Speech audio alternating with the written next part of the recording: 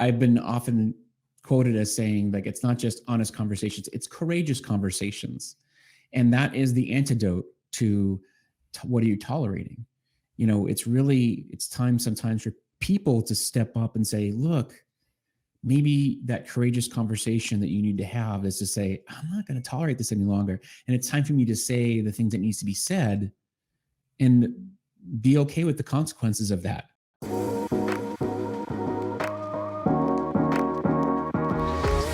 Hello and welcome to Love as a Business Strategy, a podcast that brings humanity to the workplace.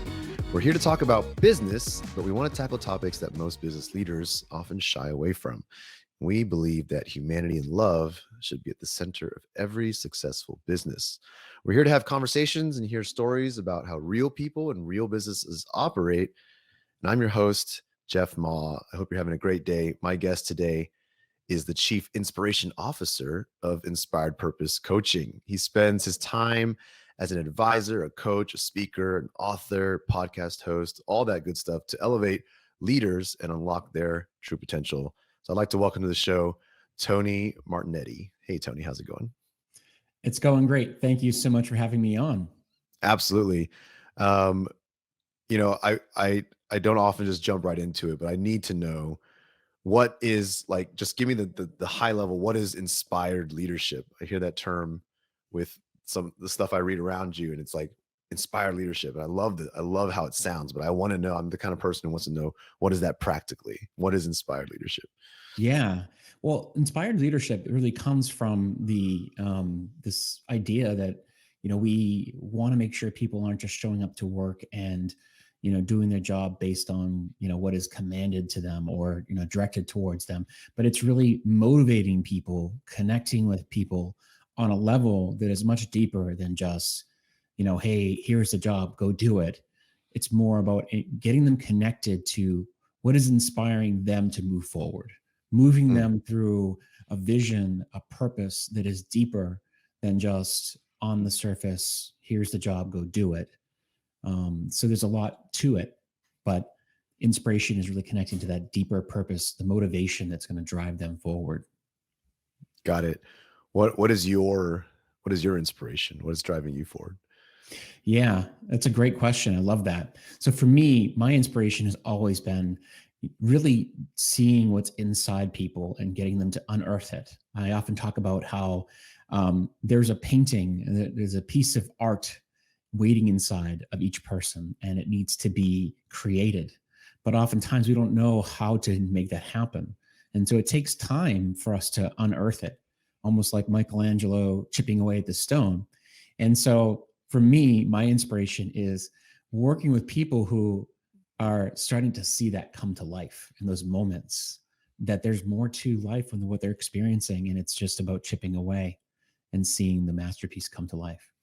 I love that.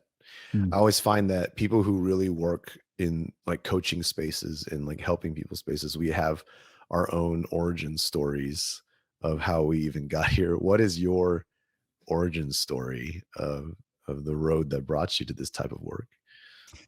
Well, I was born on this other planet. No, I'm kidding. No, I was born here. My story is really one of being an artist. So that's why I talk a lot about art. I, as a child, painted and drew and created a lot of things that had to do with environments and rooms and places that elicited feelings and emotions. Seems really strange for a child to say that that's what they did, but I didn't draw stick figures. I didn't do things that most children did as an artist. But that's what really drove me as a child, is art. And eventually I got to this place where, as I was getting into high school and beyond, well, I should say high school, I was going to go into become an architect. Then I started having these conversations with advisors and adults in my life. They said, well, you got to do something a little more meaningful that's going to make a living for yourself. And that's what led me to this path of going to pre-med and becoming a doctor was my initial calling to think about doing that path. That then pivoted me into this world of business, again, from art to science to business, this just continuing to find where I ended up I was going to be. And when I finally entered the workforce as a full-time professional, I was a finance professional working in companies like Gillette and in high-tech companies eventually. And I landed eventually in the biotech industry, which was nice because I was able to marry up certain parts of who I was, which is the lover of the science piece, but also doing business. So here I am, someone who is a lover of the arts, lands in business, spent most of my career, almost 25 years of my career was spent in biotech. And on the surface, it's fantastic. I was serving, patients who are mostly in the rare disease space, doing finance and strategy. So did a lot of deals, did a lot of work around helping to enable the science, which was awesome. But the reality is realized that I was trying to be someone who I wasn't really. And it starts to show up the more and more you venture down your path. Sure. Yeah. So I was working with a leader recently, having a one-on-one with this person, and they were asking me, I was asking them what we're working towards some goals that we've been working towards together, just discussing them. And one of them is like, what kind of leader do you want to be? And on this person's list was always, I want to be inspiring to others. I want to inspire others. I want to be inspirational. And, but they came to me and they said, my struggle is trying to figure out what kind of commitments and things that I can do to be inspirational. And it was kind of a stumping kind of thing and what I said at the time was, let's talk about all these other things that we want to be as a leader, because there's so many other things, because we talk a lot about behaviors and mindsets and things like that in our work. And I said, to me, when you get all these things right and you do it consistently, that itself will be inspirational to others, is one way I looked at it. But I was really interested in in getting your take on, because you very much target that inspiration in people, and you're looking for, you're titled Chief Inspiration Officer. It's like, can you help me put some tangibility around inspiration? Like, how do you quantify it? How do you find it? How do you draw it out? Yeah, there's one thing about this, which is you can't fake it. It has to be real for people to really experience it. There's the way that I often think about finding inspiration and being inspiring is you have to be inspired first. If you're not inspired, if you're not lit up inside, if you haven't done the work internally to find your inspiration, then you can't radiate that outside. So that's the starting point. It starts from within. And what I often say is, you have to make sure that you're looking for those clues throughout your life. What are the things that are inspiring to me? And are they in my work? If I'm trying to do work that doesn't inspire me, then it's hard for me to be the inspiring leader. If you're doing work that inspires you and you're not talking about it, you're not communicating it, then that's something that can be broken through, because that's easier. It's like almost like you're bottling up something that you just need to let go. But if you're not connected with who you really want to be, then it's time to start doing that exploration work and saying, like, what is it that truly lights me up? What is it that gives me joy? What gives me that feeling of connection to something that is bigger than myself? And when you do find that, then you need to start looking at the ways you can bring that to life. Very cool. Can you give an example, I guess, of what that looks like in a leader? Oh, absolutely. So first and foremost, I mean, one of the biggest things that that I've seen in people is this idea that I see people who are accomplished, they've done a lot of great things in their lives, and they come to me and they're often stuck. They feel like, gosh, I feel like something's missing. So I've had leaders come to me. I don't want to use the finance example because I think that's pretty, not stale, but it's pretty common. But I've had people come to me who were working in the space of like doing sales, sales inside of the biotech space. And they've realized that, like, God, this has been great in terms of, it's been rewarding. It's been a great field for me, but I feel like this is not what I want to do any longer. And I need to figure out the next path for me, especially because there's been a lot of changes in the industry. So when I talk with someone like that, the first thing I get to realize is what have been the things that in your past that have really given you joy, that have really you've connected with. As they go in the past, I start to uncover who they are, really understanding what it is that made them who they are. And then I get them to think about their future. So it's kind of like a time traveling exercise of really looking into the future and saying, okay, well, your past career has been in this biotech sales. What would you do if you could just start from right now, based on what you've already learned about your past? What would you do if you could just start right now and, don't worry about the potential hurdles in the way? And this person started dreaming about this next endeavor that didn't include necessarily being in biotech at all. Mm-hmm. It actually was more along the lines of working in an innovative space and being more of a strategy person who's working in innovation. Initially, though, the thoughts are, I can't do that. I don't have the knowledge base. I can't do that. But if you start there, you're never going to make that process work. You have to dream first. And then the next step that I did with this person is really get them to concrete steps to the now. What can we do now to make those steps to bridge the gap from where you are doing biotech sales to who can you talk to? What can you learn? What are the things you can do to pivot into that next field and make that move into that career that you really want? Now, keep in mind, this is just an example of a person who was able to really connect with a different field and make that move, and it was successful. But ultimately, this can just be a small shift. Like, it doesn't have to be like leaving your job or even leaving your field. It might just mean simply looking at your job from a different angle and realizing that you're missing certain parts of your job that could be even better by connecting to that inspiration, connecting to that thing you've been missing. Yeah, I think a lot of what I'm often talking about is that I personally believe that if you tie too much of your motivation, passion, inspiration to just solely the work itself, I think you're bound to get a little burnt out or bound to get a little jaded or disappointed at times.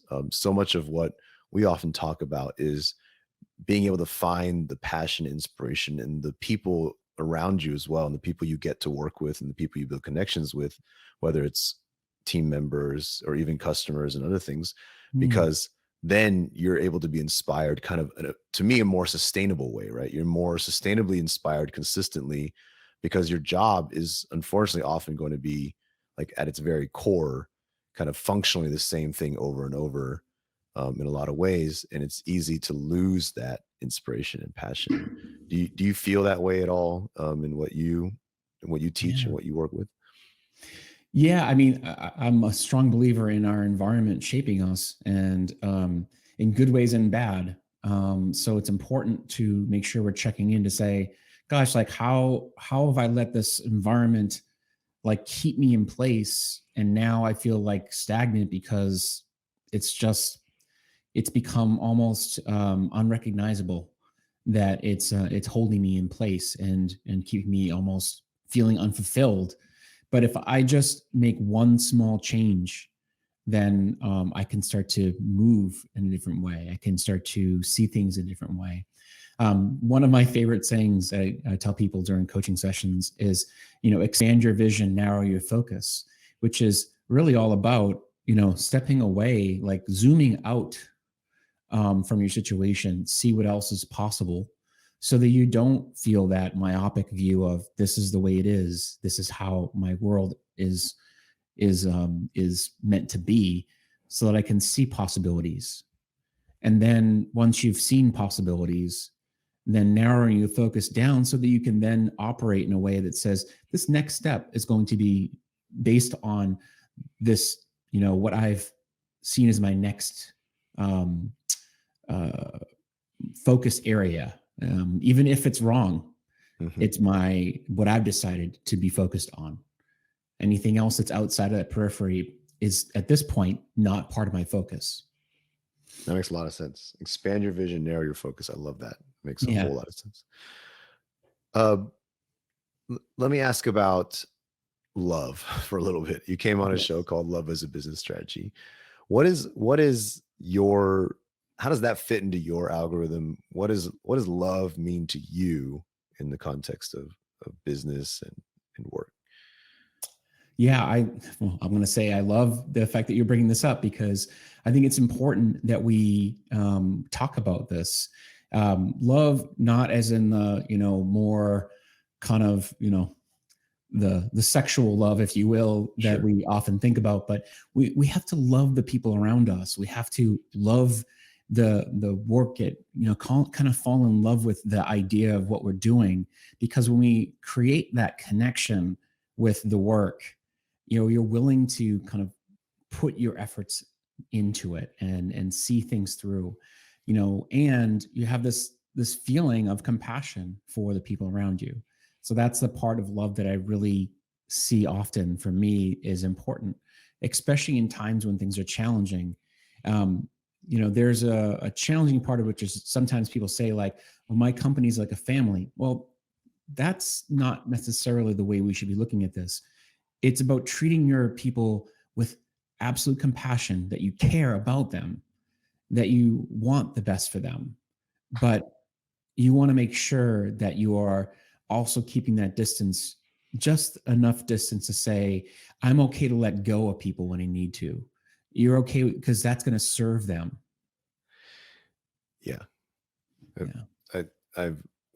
We in times past, myself and our organization also fell into the trap of we're family, because we've always believed in this, but like the words matter. And I think we talked about family, but when you really think about family, you have like that crazy uncle that nobody wants to talk about. We have that Bruno in our lives, if you will. And you have family that's just that you just really don't like, but you put up with because they're family. And that's not really what you want for the workplace.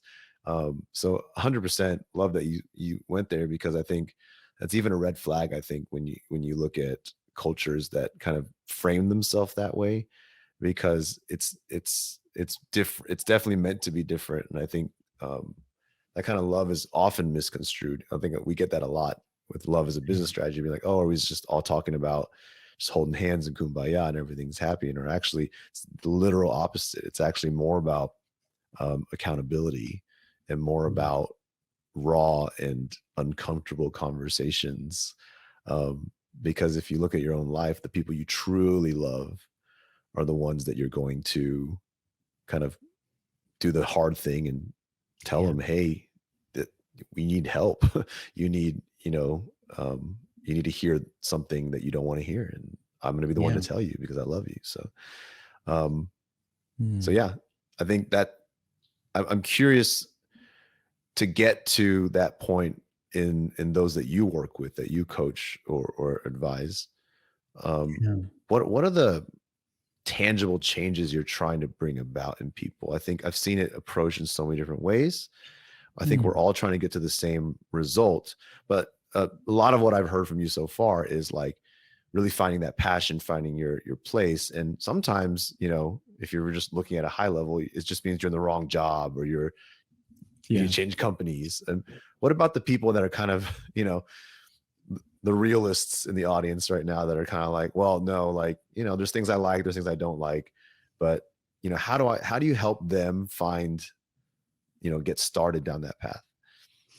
Yeah. And I love that you mentioned this. First of all, I'm going to start by saying one of the best ways I describe the coaching process and the best way of leading in my mind, and that's, personal because every person's way of leading is different, but I like to think of it as compassionate accountability. And it's two ends of a spectrum. You care deeply for people, but you also hold them accountable to actions and results that are going to move them to their edge to learn and grow. So when I'm coaching with people, I really want to make sure that when people are coming into my world, that they understand that I'm going to care about them. I'm going to get their brilliance out of them. But I also want to make sure that they're going to lean into that discomfort, that they're going to realize that sometimes I'm going to hold them accountable because it's in service of them. So that's part of the process. But for the people who come into the conversation, and I say into the conversation because they may not be a coach, part of maybe a client yet. The first start of this is to really understand, what are they tolerating in their lives that is not really helping them to move forward or to be more productive or be more effective. And I say that in a language that sometimes people can understand. We tolerate a lot of things from the people who work for us and work with us. We tolerate toxic behavior. We tolerate people, taking advantage of us. So if you're tolerating all of that, it's really on you to make sure you stand up and say, and I don't want that anymore. I don't want to tolerate things that are not serving me, not for my betterment. So part of that is to say, well, how can we change that? How can we change that in the coaching process? Can we create something different for you that allows you to take control of your situation? So hopefully that answers your question, but I think that's what I heard you as. I really want to make sure people see that the power of this is to say that if you tolerate things, then you get more of it. Yeah. And I love that. I love the way you frame that. The concept of this tolerating is so key from what you're saying, because what I tie that directly to and what I'm hearing is that people aren't being authentic, right? When they come into their workplace and all they're doing, like the more you have to tolerate, the more you have to be something you're not, because, the very definition of tolerating is like, you don't like it, but you're going to put up with it. So you have to literally be someone else to handle that. And I feel like so much of what we come across in toxic workplaces isn't this over. I mean, yes, there are places where people just yell and scream and create that malice. But I find more often that the modern day toxic workplace is very nice. It's very, very, very, very nice. And everybody's like just in harmony with everybody, just smiling and waving and best friends and getting drinks after work. And it's easy to be like, oh, one of the best places to work in 2000, whatever, like, great. Yeah. And then when you really just dig under the layer, nobody's being themselves, because everyone has just built up this they're just really good at tolerating. They're really good at being someone else, that they just create this ecosystem of people being super fake all the time.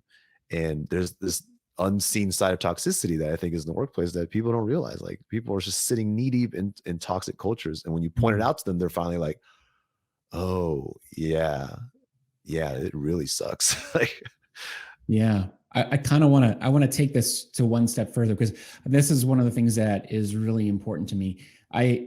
My tagline for my business is inspiration through honest conversation. And, honest conversations, not just ones you have with other people, but sometimes the one that's most important is the one you have with yourself.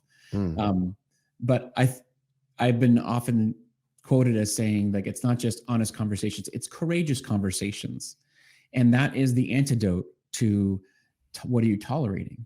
It's time sometimes for people to step up and say, look, maybe that courageous conversation that you need to have is to say, I'm not going to tolerate this any longer. And it's time for me to say the things that needs to be said and be okay with the consequences of that. Absolutely. Yeah. Yeah. Our tagline for that exact same thought is honesty over harmony, which is we, in any given situation, we are just, every human is driven to try to find harmony. So you say something I don't like, I'll be like, oh, okay. And I'll just push it deep down and be like, okay, moving on to the next thing, the agenda, just got to get to this meeting. And I've just built up real resentment for you, but let's stay harmonious and not bring it up. And it's the heart. I love it. Your courageous conversation is absolutely, I'm 100% on board with that. I think that's absolutely key. I love it. I love it. Great. Um, I wanted to talk a little bit about you and your work as well. I know you wrote a book, you have Yeah. a podcast. Can you talk a little bit about how people can hear more from you? Sure. So I'll start with the book, I guess, is the good starting point. So my book is called Climbing the Right Mountain, and it is a book I published in 2020, last year. Feels like an eternity ago. Yes, Um, I feel you. um, but the book really came from this idea of, the conversations I was having. A lot of people I talked to were, gosh, I don't know if I'm on the right path. Like, and then when I got to this place in my career, and it sounds very familiar from my story, is that, you get to this place where you've worked really hard, and then you're like, do I like who I've become? Hmm. And so as I heard these stories and I, reflected on my own story, I said, I think it's time for me to write this book to help other people to check in with themselves and say, gosh, if I want to feel fulfilled, if I want to make sure that I'm doing the things for the right reasons, maybe it's time for me to check what path I'm on to ensure that I'm climbing the right mountain for me. Hmm. And it's never too late. And it's not a call to, have everyone leave their jobs.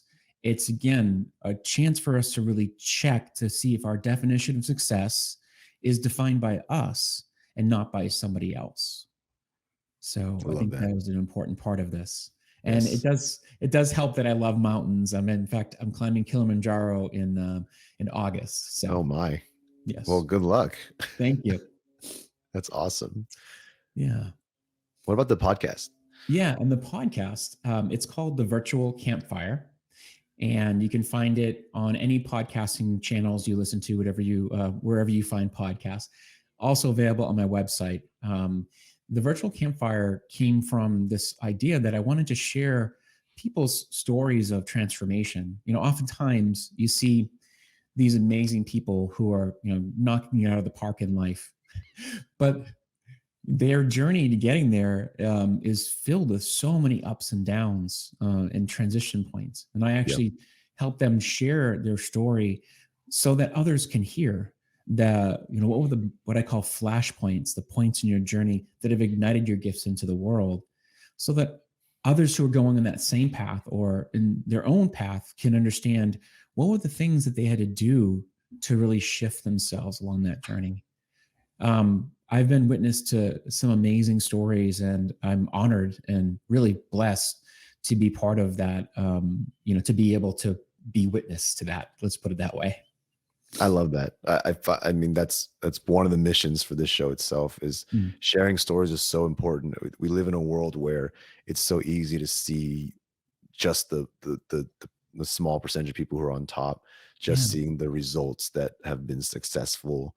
And we don't enough see like the real work, struggle, change, transformation that it requires along the way to achieve the middle milestones and all those things. I think that's such an amazing opportunity. I'm jealous of all the stories that I'm sure you've already heard. I'm going to go check it out for sure. But Yeah. also on that note, I want to thank you for being here today and sharing your story and sharing your inspiration. It has been a really good conversation around just how people should be thinking about kind of reframing their environment a little bit, looking at Mm. how they look at what drives them and if they're finding that inspiration in themselves. Yes. So I really appreciate you taking the time, Tony. Of course, it's been my pleasure. Truly enjoyed the conversation, and everything has been really. It's been a great journey for me, and I've loved watching the show here. So, Thank you so much. And thank you to our listeners. As always, we are releasing on time every week for you. If you like it, let us know. If you don't, we'll also take it. Please let us know. But check out the book, Love is a Business Strategy, still available everywhere. And if you haven't subscribed and rated us, please, we would love that. And with that, Tony, thank you again. I've had a really good conversation, and we'll see everyone else next week.